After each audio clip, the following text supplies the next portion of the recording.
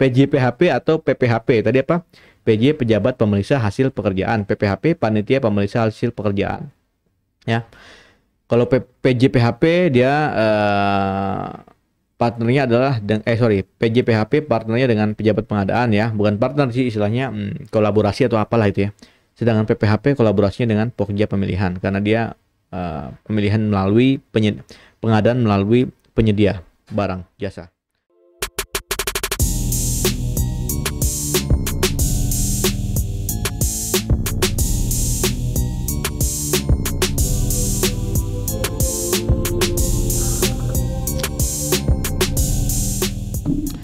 Halo Jones, apa kabar? Assalamualaikum warahmatullahi wabarakatuh. Selamat datang kembali di channel Adi Lesmanatia.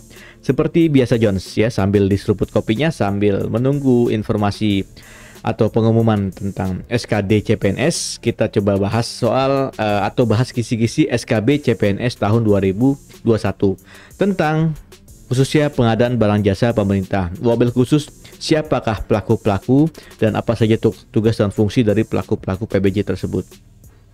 Menurut Perpres nomor 16 tahun 2018 tentang pengadaan barang jasa pemerintah dan Perpres nomor 12 tahun 2021 tentang perubahan atas Perpres nomor 16 tahun 2018. Namun sebelum itu Jones pastikan kalian telah subscribe channel ini agar channel ini terus berkembang dan saya tetap semangat untuk terus memberikan tips dan trik lainnya kepada kalian. Oke, langsung aja kita coba bahas ya Perpres nomor 16 tahun 2018 ya tentang pengadaan barang jasa pemerintah. Oke, kita coba langsung ke pasal-pasalnya ya. Bab 1 tentang ketentuan umum, pasal 1 ya, saya kira ini banyak ngasih tentang definisi umum ya, tentang PBJ, tentang yang lain-lain. PBJ ini di sini disebutkan PBJ adalah kegiatan pengadaan barang jasa oleh kementerian, lembaga, perangkat daerah yang dibiayai oleh APBN atau APBD yang prosesnya sejak identifikasi kebutuhan sampai dengan serah terima hasil pekerjaan. Ya, ini adalah definisi PBJ. Saya kira kalian sudah paham semua ya. Ya, jadi clue-nya adalah pengadaan barang jasa dilakukan oleh pemerintah yaitu kementerian, lembaga, perangkat daerah dan dibiayai oleh APBN atau APBD. Prosesnya sejak mulai dari identifikasi kebutuhan sampai dengan serah terima hasil pekerjaan. Itu adalah definisi PBJ menurut ketentuan ini gitu ya. Kementerian Negara, saya kira ini kita coba lewat saja ya, lembaga perangkat daerah. LKPP ya, saya yakin kalian sudah tahu ya, lembaga kebijakan pengadaan barang jasa pemerintah, yaitu lembaga pemerintah yang bertugas mengembangkan dan merumuskan kebijakan PBJ. Jadi ketentuan-ketentuan tentang PBJ ini dirumuskan oleh LKPP. Oke. Pengguna anggaran atau disingkat PA. Nah, siapakah PA? Nanti lebih detail akan kita bahas ya di pasal-pasalnya. Di sini disebutkan PA adalah pemegang kewenangan pengguna anggaran kementerian, lembaga, perangkat daerah. Ya, jadi kalau kementerian negara berarti menteri, lembaga berarti kepala lembaga, perangkat daerah berarti gubernur, bupati, wali kota. Mereka adalah pengguna anggaran atau PA. KPA, kuasa pengguna anggaran ya. Di sini disebutkan pejabat yang memperoleh kuasa dari PA untuk melaksanakan sebagian kewenangan dan tanggung jawab pengguna anggaran kepada kementerian, negara, lembaga yang bersangkutan ya. Ini berarti kalau di di daerah berarti kepala dinas gitu ya. Kepala dinas, kepala badan ya, di bawahnya kepala daerah ya. Oke. Ya kalau kementerian ya berarti siapa misalnya sekjen ya, sekretariat jenderal ya dan seterusnya. Itu KPA. Oh ini APBD ya, APBD ini. KPA pada APBD ya, ini ya artinya tadi ya kepala dinas, kepala badan dan seterusnya. Sekretaris daerah ya, itu adalah KPA.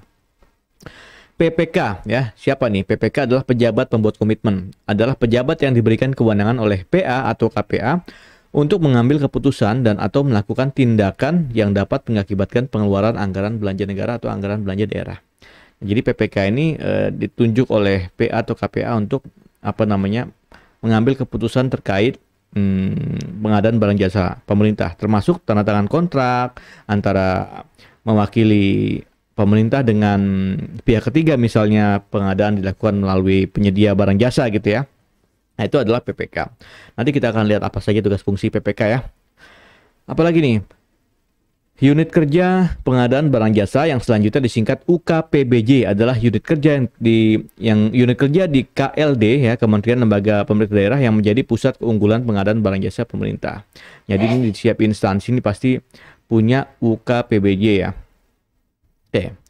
Apalagi kelompok kerja pemilihan yang selanjutnya disebut Pokja Pemilihan adalah sumber daya manusia yang ditetapkan oleh pimpinan UKPBJ untuk mengelola pemilihan penyedia ya. Jadi kalau dulu ya istilahnya panitia ya, panitia lelang, panitia pemilihan dulu ya, di ketentuan-ketentuan yang dulu sekali misalnya Kepres 80 ya. Terus ya berganti jadi Perpres dan seterusnya. Jadi sekarang disebutnya adalah kelompok kerja pemilihan. Pejabat pengadaan apa nih? Nah, ini istilahnya jangan bingung ya. Di sini pejabat administrasi atau pejabat fungsional atau personal yang bertugas melaksanakan pengadaan langsung, penunjukan langsung atau e-purchasing ya. Ini clue-nya ya. Pengadaan langsung, penunjukan langsung dan atau e-purchasing. Jadi tidak melalui mekanisme lelang ya. Jadi langsung pengadaan langsung. Nanti kita akan bahas apa sih pengadaan langsung, apa sih penunjukan langsung ya, dan berapa kriteria rupiah sehingga kita bisa melaksanakan pengadaan melalui mekanisme pengadaan langsung misalnya ya. Itu adalah pejabat pengadaan. Ya, jadi kalau Pokja ini untuk pemilihan penyedia ya, lelang ya istilahnya ya. Kalau misalkan tidak melalui lelang, misalnya melalui pengadaan langsung atau penunjukan langsung atau e-purchasing, dia melalui pejabat pengadaan. Pejabat pemeriksa hasil pekerjaan yang selanjutnya disingkat PJPHP ya. Jadi pejabat administrasi yang bertugas memeriksa administrasi hasil pekerjaan pengadaan barang jasa. Ya, sama nih. Yang 15 panitia pemeriksa hasil pekerjaan atau PPHP. Tim yang bertugas memeriksa administrasi hasil pengadaan barang jasa. Bedanya apa sih pejabat pemeriksa hasil pekerjaan dan panitia pemeriksa hasil pekerjaan? Ya, nanti kita akan lihat di pasal-pasalnya ya. Jadi bedanya kalau nomor 14 ini pejabat pemeriksa ya, jadi dia menerima barang dari hasil pengadaan yang tadi yang tidak melalui lelang, yang dilakukan oleh pejabat pengadaan ya. Yang dilakukan oleh pejabat pengadaan ya. Sementara yang panitia pemeriksa hasil pekerjaan dia menerima atau memeriksa hasil pekerjaan yang dilakukan oleh Pokja, yaitu melalui pemilihan penyedia ya. Sebentar ya. Itu bedanya pejabat pemeriksa hasil pekerjaan dan panitia pemeriksa hasil pekerjaan.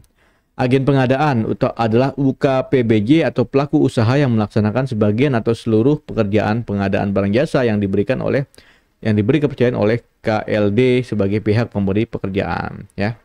Agen pengadaan nyebutnya ya. Pelaku usaha. Oke, penyelenggara swakelola ini kalau tidak melalui penyedia barang jasa ya, berarti dilakukan sendiri melalui mekanisme swakelola ya. Adalah tim yang menyelenggarakan kegiatan swakelola. Pengelola pengadaan adalah pejabat fungsional yang diberi tugas, tanggung jawab, wewenang dan hak secara penuh oleh pejabat yang berwenang untuk melaksanakan pengadaan barang jasa ya. Rencana umum pengadaan barang jasa RUP nanti kita akan bahas ya, e-marketplace dan seterusnya. LPSE ya, layanan pengadaan secara elektronik ya, layanan pengolahan teknologi informasi untuk memfasilitasi pelaksanaan PBJ secara elektronik ya. Ya, dulu saya masih jadi panitia pemilihan ya dulu ya, waktu di unit kerja saya yang dulu. Itu lama sekali, itu baru-baru LPSE baru di launching ya. Jadi memang kita waktu itu masih sedikit agak gagap gitu. Karena kita baru launching, jadi masih berupaya beradaptasi dari mekanisme yang biasanya manual menjadi elektronik. Tapi bedanya terasa banget ya. Jadi kita dengan LPSE, dengan metode elektronik gitu ya, kita jauh mendapatkan hasil pengadaan yang jauh lebih efisien gitu ya. Oke, APIP. APIP adalah aparat yang melakukan pengawasan melalui audit, review, pemantauan, evaluasi, dan kegiatan pengawasan lain terhadap penyelenggaraan tugas dan fungsi pemerintah. APIP ini siapa nih? APIP, BPKP, Badan Pengawasan Keuangan dan Pembangunan, Inspektorat Jenderal Kementerian, inspektorat di lembaga, inspektorat provinsi ya, inspektorat daerah ya, inspektorat provinsi, inspektorat kota, inspektorat kabupaten ya. Itu adalah aparat pengawasan instansi intern pemerintah. Oke. Swakelola tadi sudah, ormas. Oke, kita lewat saja ya. Kita coba langsung ke, nanti kalian sambil baca-baca juga ya, sambil dibaca-baca di rumah ya, karena ini banyak sekali materinya. Kita coba bahas yang terfokus pada beberapa saja yang bisa kita bahas ya. Oke, nah ini ya pasal 3 ya, ini penting banget, dasar banget. Jadi PBJ dalam Perpres ini meliputi PBJ apa nih? Barang, pekerjaan konstruksi, dulu namanya jasa konstruksi ya. Sekarang jadinya pekerjaan konstruksi ya. Jadi berubah-ubah terus. Jasa konsultansi dan jasa lainnya. Jadi ada 4 kategori ya pengadaan barang jasa. Yang sering kita lakukan di sini semuanya sih sering dilakukan ya. Cuman yang sangat familiar gitu ya, barang sama pekerjaan konstruksi ya. Konstruksi ini bangun gedung, bangun jalan, jembatan dan lain-lain. PBJ ya dapat dilakukan secara terintegrasi ya. Tadi pasal 1 ayat 1 ya, barang ya dapat dilakukan terintegrasi. PBJ dapat dilaksanakan dengan cara pertama, swakelola tadi tidak dikerjakan sendiri oleh pemerintah, dalam hal ini instansi pemerintah tertentu, dan dilakukan dengan cara melalui penyedia atau pihak ketiga atau pemborong ya dan lain-lain. Nah, biasanya yang kita bahas adalah penyedia ya, melalui lelang, pemilihan dan seterusnya. Oke, bab 2, tujuan, kebijakan, prinsip dan etika. Ini kita bahas juga sedikit ya. Tujuannya apa sih PBJ itu ya? Tujuannya, nah pertama nih ya, di sini, nah ini harus prinsip dasar ini kalian harus paham ya. Tujuan utamanya pertama, menghasilkan barang jasa yang tepat dari setiap uang yang dibelanjakan, diukur dari aspek kualitas, jumlah, waktu, biaya, lokasi penyedia ya. Jadi menghasilkan clue-nya ya, tepat apa? Tepat kualitas, tepat jumlah, tepat waktu, tepat biaya, tepat lokasi, dan tepat penyedia. Ya, banyak nih. Tepat kualitas, jumlah, waktu, biaya, lokasi, penyedia. 6 tepat gitu ya. Itu adalah tujuannya. Yang kedua, meningkatkan penggunaan produk dalam negeri. Ya, oke. Ini meningkatkan apalagi? Ketiga, meningkatkan peran serta UMKM, meningkatkan peran pelaku usaha nasional. Jadi ini bagaimana kita meningkatkan kapabilitas kita ya, kapasitas negara kita untuk bisa maju ya melalui PBJ kita ya. Jadi kalau bukan kita siapa lagi gitu kan. Apalagi mendukung pelaksanaan penelitian dan pemanfaatan barang jasa hasil penelitian, meningkatkan keikutsertaan industri kreatif ya, pemerataan ekonomi, mendorong pengadaan berkelanjutan ya, banyak ya dan seterusnya. Itu adalah tujuan-tujuan pengadaan barang dan jasa. Silakan kalian pahami ya, nggak usah dihafalin tapi dipahami saja gitu ya. Saya kira mudah untuk dipahami ya. Sekarang selain tujuan apa nih? Kebijakan. Ini juga penting ya, siapa tahu keluar apa saja sih kebijakan pengadaan barang jasa ya yang sekarang melalui Perpres ini. Pertama, kebijakan yang pertama adalah meningkatkan kualitas perencanaan ya. Jadi kualitas perencanaan. Jadi memang kita salah satu masalah klasik kita adalah perencanaan apapun ya, bukan cuma PBJ ya. Jadi perencanaan kita tuh masih dianggap kurang optimal ya, kurang berkualitas ya. Jadi makanya selalu kita berupaya untuk meningkatkan kualitas perencanaan kita gitu ya. Nah, di sini juga disebutkan bahkan menjadi kebijakan yang pertama ya, meningkatkan kualitas perencanaan pengadaan barang jasa. Yang kedua, melaksanakan PBJ yang lebih transparan ya, terbuka dan kompetitif ya. Transparan, terbuka dan kompetitif. Ya, kalau transparan ya semua orang dapat melihat ini ya, transparan dan terbuka mirip-mirip ya. Jadi siapapun dapat melihat atau memantau perkembangan PBJ ya, mulai dari persiapan sampai dengan setelah terima hasil pekerjaan. Kompetitif artinya setiap orang bebas bisa bersaing, tidak ada pengecualian, tidak ada eksklusivitas, semua bisa ikut bersaing sehingga menghasilkan barang jasa yang paling kompetitif dari sisi kualitas dan dari sisi harga, jumlah dan seterusnya yang tadi sudah kita jelaskan, kita bahas di atas. Yang ketiga, memperkuat kapasitas kelembagaan dan sumber daya manusia. Oke, ya. Jadi orangnya juga kita tingkatkan kapasitasnya. Memperkuat kapasitas kelembagaan, ini udah mengembangkan e-marketplace ya. Sekarang trennya adalah kita e-marketplace. Jadi kita mengembangkan PBJ melalui e-marketplace. Tentu saja didukung dengan penggunaan teknologi informasi dan komunikasi serta transaksi elektronik ya. LPSE bagian dari tujuan yang nomor 5 ini. menggunakan teknologi informasi dan komunikasi serta transaksi elektronik. Mendorong penggunaan SNI ya, ini penting sekali untuk meningkatkan daya saing produk-produk domestik ya kita. UMKM juga jelas karena UMKM menopang kurang lebih 80% perekonomian negara ya. Jadi harus kita terus tingkatkan, berikan kesempatan kepada UMKM, mendorong pelaksanaan penelitian dan industri kreatif serta melaksanakan pengadaan yang berkelanjutan. Itu kebijakan. Tujuan sudah, kebijakan sudah, apalagi prinsip pengadaan barang jasa. Ini juga penting ya, ini sangat fundamental. Wajib kalian pahami apa saja prinsipnya. Efisien, efektif ya. Efisien, efektif, transparan, terbuka, bersaing, adil, dan akuntabel. Apa sih efisien? Efisien tuh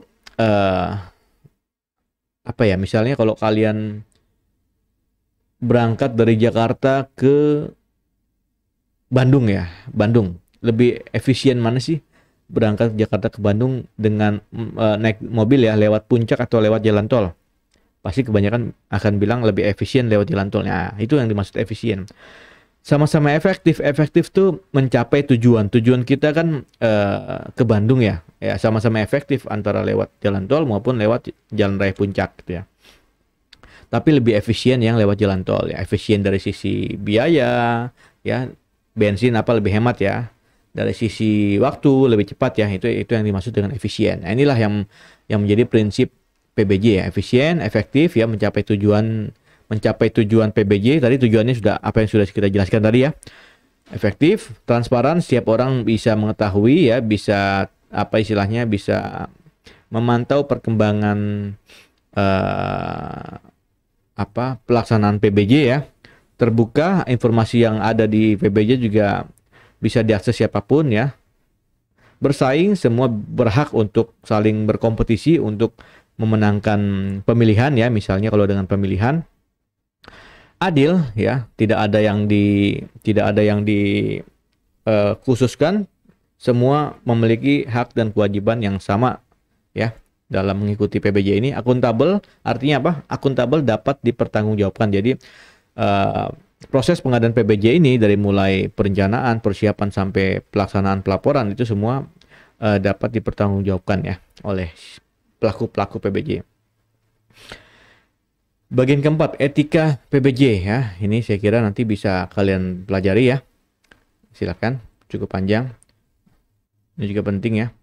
Oke, kita coba skip aja.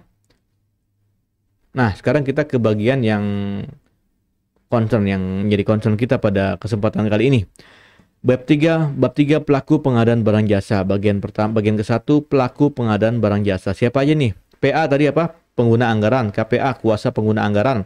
PPK pejabat pembuat komitmen. Pejabat pengadaan, pokja pemilihan, agen pengadaan. Ini istilah yang cukup banyak ya. PJPHP atau PPHP. Tadi apa? PJ pejabat pemeriksa hasil pekerjaan. PPHP panitia pemeriksa hasil pekerjaan. Ya. Kalau PJPHP dia partnernya adalah PJPHP partnernya dengan pejabat pengadaan ya, bukan partner sih istilahnya, kolaborasi atau apalah itu ya. Sedangkan PPHP kolaborasinya dengan pokja pemilihan karena dia pemilihan melalui pengadaan melalui penyedia barang jasa. Oke, penyelenggaraan swakelola penyedia. Oke, pertama kita akan bahas PA. PA tadi sudah kita lihat. PA adalah pimpinan instansi pemerintah ya. Dalam hal ini dia yang memiliki hak mengelola anggaran ya. Dalam hal ini menteri, kepala lembaga, gubernur, bupati, wali kota, dan seterusnya. Ya, apa nih tugas dan kewenangannya? Pertama, ini ya, melakukan tindakan yang mengakibatkan pengeluaran anggaran belanja. Mengadakan perjanjian dengan pihak lain dalam batas anggaran belanja yang telah ditetapkan. Menetapkan perencanaan pengadaan. Jadi, menetapkan dan mengumumkan RUP. Apa ini RUP? Rencana Umum Pengadaan. Jadi, perencanaan pengadaan ditetapkan oleh PA ya. Oke, konsolidasi pengadaan barang jasa. Apalagi menetapkan petunjukan langsung untuk tender atau seleksi ulang gagal ya. Jadi kalau beberapa kali gagal yang langsung saja ditunjuk langsung, nah dia ditetapkan oleh PA. Menetapkan PPK. Nanti yang bertugas melaksanakan PBJ adalah PPK. Nah, itu ditetapkan oleh PA. Ya. Jadi pelaku-pelaku lainnya itu ditetapkan oleh PA. Jadi PA ini ya itulah paling tinggi lah istilahnya ya dalam struktur PBJ gitu. menetapkan PPK, menetapkan pejabat pengadaan, menetapkan pemeriksa hasil pekerjaan, menetapkan penyelenggara swakelola, menetapkan tim teknis, dan seterusnya ya. Menyatakan tender gagal atau seleksi gagal itu juga dilakukan oleh PA.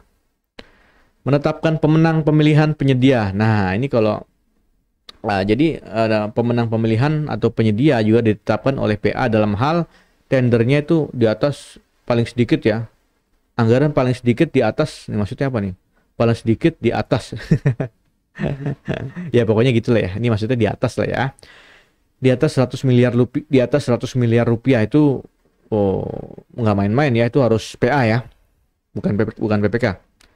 Kalau penunjukan langsung ya, itu jasa konsultasi di atas 10 miliar ya. Oke, kalau yang apa nih? Kalau yang di atas 100 miliar ini untuk pengadaan barang, konstruksi, jasa lainnya ya. Tapi kalau yang di atas 10 miliar ini untuk jasa konsultansi. Oke. Seleksi atau penunjukan langsung paket jasa konsultansi ya. PA dapat melimpahkan sebagaimana dimaksud pada ayat 1 kepada KPA ya. PA untuk APBD dapat melimpahkan sebagaimana dimaksud pada KPA. Jadi ada PA, ada KPA. Nah, sekarang kita bicara KPA. KPA ini siapa sih? Kayak kalau di daerah ya bisa ya apa istilahnya ya eselon 2 itu ya, sekretaris daerah atau kepala dinas, kepala badan dan seterusnya ya, itu dia memiliki kewenangan khusus di unit kerja yang dia pimpin ya, pelimpahan dari PA ya. Oke, apalagi nih selain kewenangannya yang pada ayat 1 ya, tadi kewenangan PA tadi sama yang dilimpahkan sebagian ke KPA. Nah, selain itu apa? Menjawab sanggah banding peserta tender pekerjaan konstruksi. Jadi nanti ada prosedur sanggah banding, yaitu nanti yang bisa menjawab adalah KPA. KPA dapat menugaskan PPK untuk melaksanakan kewenangan sebagaimana dimaksud pada ayat 1 yang terkait dengan melakukan tindakan yang mengakibatkan pengeluaran anggaran belanja. Nah, tadi kan PPK sudah kita singgung ya di ketentuan umum. Dia bisa melakukan tindakan yang mengakibatkan pengeluaran anggaran belanja ini atas dasar penugasan dari KPA ya. Jadi bukan pelimpahan tapi penugasan dari KPA. Mengadakan perjanjian dengan pihak lain dalam batas anggaran belanja yang telah ditetapkan ya. Kontrak, taken kontrak istilahnya ya. KPA dapat dibantu oleh pengelola pengadaan barang jasa.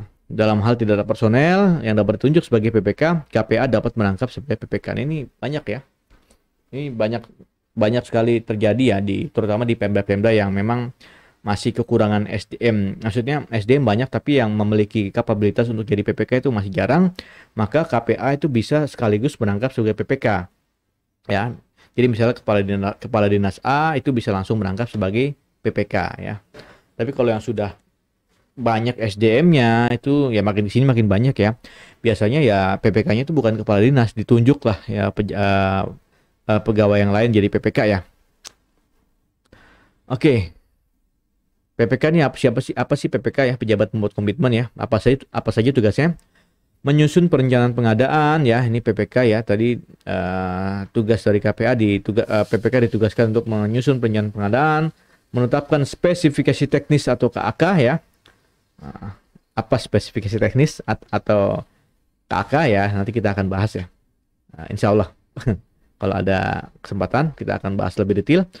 Menetapkan rancangan kontrak ya. Menetapkan HPS. HPS apa nih? Harga perkiraan sendiri. Jadi ibarat kata kita punya harga pembanding ya sebagai acuan ketika kita mau melakukan pemilihan penyedia barang jasa. Teman-teman penyedia barang peserta pemilihan mengikuti atau istilahnya mempedomani HPS yang telah ditetapkan gitu ya. Menetapkan besaran uang muka yang akan dibayarkan pada penyedia. Biasanya penyedia minta uang muka ya, atau nggak minta pun kita kasih gitu ya, buat mereka modal awal untuk bekerja ya. Jadi ditetapkan oleh PPK ya. Terus mengusulkan perubahan jadwal kegiatan ya, menetapkan tim pendukung ya, itu biasanya ada tim pendukung juga. Menetapkan tim atau tenaga ahli ya, biasanya kalau pekerjaan pengadaan barang dan jasa yang sifatnya kompleks ya, itu butuh tenaga ahli ya, seperti misalnya pengadaan pelaksanaan konstruksi dan lain-lain ya misalnya ya. Melaksanakan e-purchasing untuk nilai paling sedikit di atas 200 juta rupiah ya, e-purchasing. Itu kalau di bawah, kalau di atas 200 juta rupiah ya dilakukan oleh PPK. Kalau di bawah 200 juta dilakukan oleh siapa? Oleh penjabat pengadaan. Nanti kita akan lihat di bawahnya. Ya, menetapkan surat penunjukan penyedia barang jasa, ya. Surat penunjukan, jadi kalau sudah ada sudah ditetapkan pemenang pemilihannya siapa, ya, pemenang lelangnya, itu biasanya diterbitkan surat penunjukan penyedia barang jasa oleh siapa? Oleh PPK. Mengendalikan kontrak. Nah, jadi ketika tekan kontrak ya dia wajib mengendalikan kontrak. Maksudnya ya memantau perkembangan pelaksanaan pengadaan ya. Misalnya apakah sesuai target tiap bulan, harus berapa persen kemajuannya dan seterusnya, itu harus dipantau oleh PPK ya. Terus melaporkan ya pelaksanaan dan penyelesaian kegiatan kepada PA-KPA, menyerahkan hasil pekerjaan kepada PA-KPA dengan berita acara penyerahan, menyimpan menjaga keutuhan seluruh dokumen, menilai kinerja penyedia dan seterusnya ya. Wih, jadi memang banyak sekali tugas-tugasnya ya. Memang harus orang yang sangat capable untuk bisa menjadi PPK. Selain melaksanakan tugas, siapa lagi nih? PPK melaksanakan tugas pelimpahan kewenangan dari PA-KPA, meliputi tadi sudah ya, melakukan tindakan yang mengakibatkan pengeluaran anggaran belanja ya, seperti misalnya tekan kontrak dan seterusnya ya, mengadakan dan menetapkan perjanjian. Terus apalagi PPK dapat dibantu oleh pengelola pengadaan barang jasa. Oke, pejabat pengadaan ya, siapa ini pejabat pengadaan? Apa saja tugasnya? Melaksanakan persiapan dan pelaksanaan pengadaan langsung. Jadi pengadaan langsung itu tanpa mekanisme pemilihan penyedia barang jasa ya, tanpa lelang ya, bisa langsung beli langsung ya. Nah, ini syaratnya apa nih kalau pengadaan langsung ya? Jika pengadaan barang atau jasa konstruksi jasa lainnya senilai paling banyak 200 juta rupiah, itu bisa melakukan melalui mekanisme pengadaan langsung dan dilakukan oleh pejabat pengadaan ya. Jadi ingat, pejabat pengadaan itu berarti dia pengadaan langsung, berarti dia nilainya paling banyak 200 juta rupiah untuk barang, konstruksi, dan jasa lainnya. Kalau yang untuk jasa konsultansi, dia minimal paling banyak 100 juta rupiah ya. Jadi ingat, 200 juta rupiah untuk barang, konstruksi, dan jasa lainnya, tapi 100 juta hanya untuk jasa konsultansi. Ya, apalagi selain pengadaan langsung. Yang kedua, e-purchasing ya, e-purchasing, pembelian secara elektronik yang melalui e-katalog di LKPP ya. Ya bisa langsung kita ya dari katalog yang kita langsung beli ya, kita langsung beli, nggak perlu pakai mekanisme lelang, dan ini sering kita lakukan di berbagai instansi ya. Karena apa? Karena efisien, murah, tidak perlu lelang ya. Dan kita tinggal beli aja karena harganya juga, harga yang ada di e-katalog itu sudah melalui mekanisme lelang lelang e-katalog ya istilahnya ya kalau di LKPP ya. Jadi LKPP itu setiap tahun mengadakan lelang untuk siapa saja penyedia yang bisa berhak ikut penjualan melalui e-katalog ya. Jadi itu melalui mekanisme lelang atau tender. Makanya di sini ya kita tinggal beli aja dari e-katalog ya. Jadi sudah lebih efisien lagi ya. Ini melalui pengadaan, pejabat pengadaan. Apalagi nih? Ya, udah ya itu aja ya. Jadi ingat, melalui dia berhak melaksanakan persiapan pelaksanaan pengadaan langsung dan e-purchasing. Pengadaan langsung itu yang maksimal 200 juta untuk barang, konstruksi, dan jasa lainnya, maksimal 100 juta untuk jasa konsultasi. E-purchasing maksimal 200 juta rupiah. Kalau di atas 200 juta rupiah tadi siapa? Ya, tadi siapa tadi? Ya, ini ya, PPK ya. Oke. Setelah pejabat pengadaan, siapa? Pokja pemilihan, kelompok kerja pemilihan. Nah, ini siapa nih? Kalau dulu ya namanya panitia lelang ya. Pokja ya, tadi Pokja itu di bawah siapa? Di bawahnya UKPBJ, Unit Kerja Pelaksanaan Pengadaan Barang Jasa Pemerintah. UKPBJ itu setiap instansi mestinya ada ya. Kalau nggak ada ya kita bisa numpang di UKPBJ instansi lain gitu ya, bisa ya. Numpang lelang istilahnya.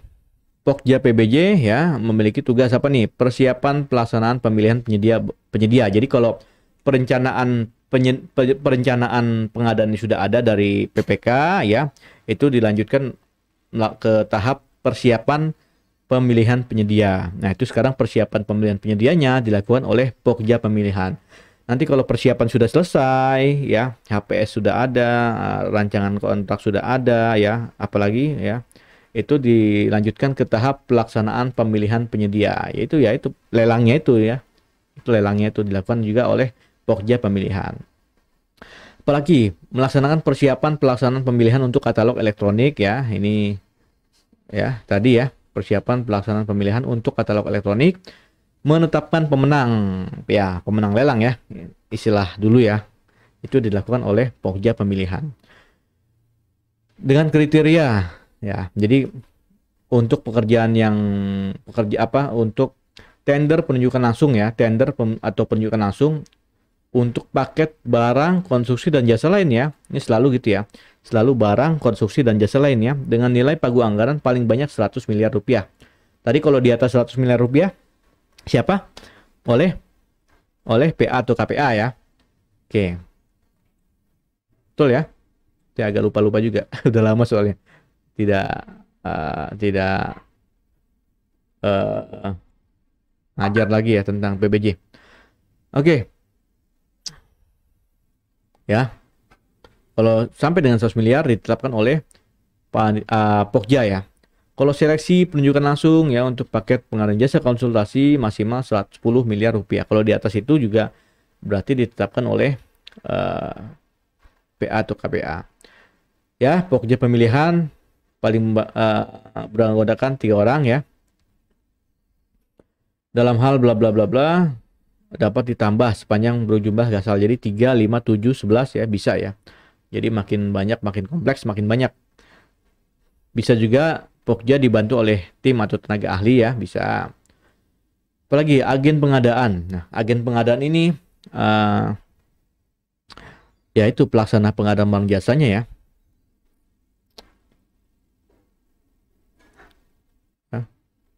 Agen pengadaan, coba kita lihat lagi ke ketentuan umum di pasal 1 ya.